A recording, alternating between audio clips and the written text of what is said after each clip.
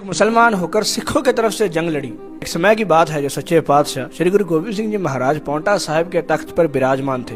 संगत आकर दर्शन कर रही थी। उतने में एक पालकी आकर वहां पर रुकती है, जिसमें से सैयद बदरुद्दीन उतरते हैं। अपने जोड़े खोलकर सदगुरु जी के दर्शन करने के लिए दरबार में जाते हैं और गुरु महाराज जी से बहुत देर तक वार्तालाप करते हैं। कहते हैं कि उस वक्त गुरु महाराज जी की उम्र सिर्फ 17 साल थी। गुरु महाराज जी के जवाबों को सुनकर वो इतने प्रभावित होते हैं कि मत्था टेक लेते हैं और अपना गुरु मान लेते हैं।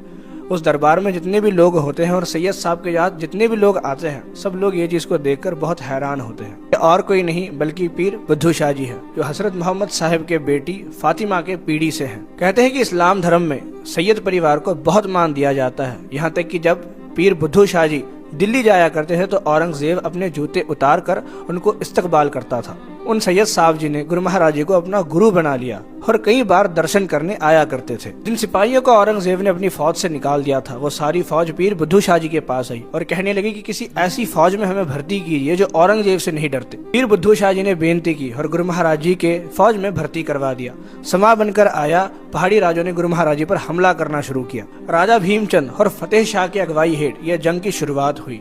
जिन पठानों को भर्ती करवाया गया था, उन पठानों को इन पहाड़ी राजों ने लालच दी, ये कहकर खरीद लिया कि जितना भी हम हिस्सा जीतेंगे उनमें से कुछ हिस्सा तुमको भी दिया जाएगा। जब ये बात गुरु महाराज जी ने पीर बुद्धू शाह जी को कही तो वो खुद जंग में हिस्सा लेने के लिए आ गए। अपने भाइयों बेटों के समेत 400 मुरीद लेकर वो जंग में शामिल हो गए। पांवटा साहिब से 6 मील की दूरी पर बंघानी के मैदान में ये जंग लड़ी जा रही थी।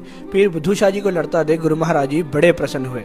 गुरु महाराज जी कहते हैं, युद्ध की बात बुरी सबते, मतलब लड़ाई का अंजाम बुरा ही होता है। वैसा ही हुआ। पीर बुद्धू शाह जी के 2 भाई और 2 बेटे शहीद हो गए। कुछ दिन बाद जब पीर बुद्धू शाह जी रवाना हो रहे थे तो गुरु महाराज जी ने कहा कि हम आपसे बहुत खुश हुए हैं, बताइए आपको क्या चाहिए।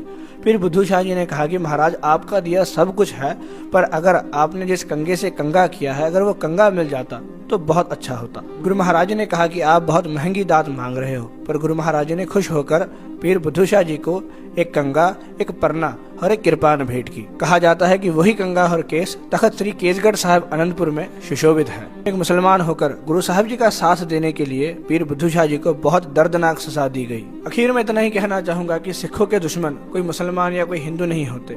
जो भी इंसान किसी दूसरे पर जुल्म करता है वही एक सिख का दुश्मन है।